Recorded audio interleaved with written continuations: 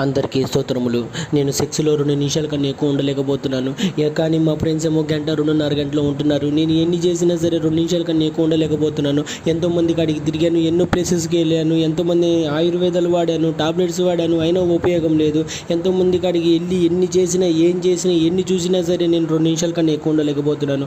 రోజుకి 5,000, 10,000 కొట్టి ఆ కొత్తపేట ఏరియాకి, రెడ్లైట్ ఏరియాకి తిరుగుతూనే ఉన్నాను.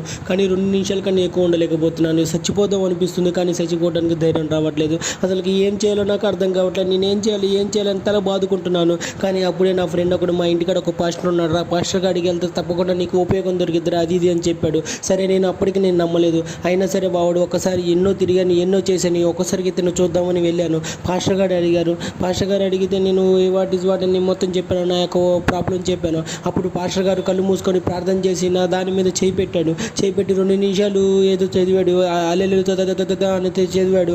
ఒక్కసారిగా నాది లేచింది. నాకు ఏందో నాలో తెలియని ఒక శక్తి వచ్చింది.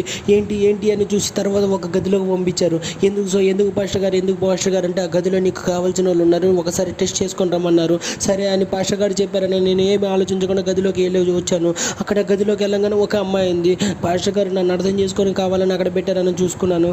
తర్వాత ఆ అమ్మాయితో నేను చేశాను. చేస్తే 1.5 గంట ఉన్నాను. అమ్మాయి పాస్టర్ హల్లెలూయా.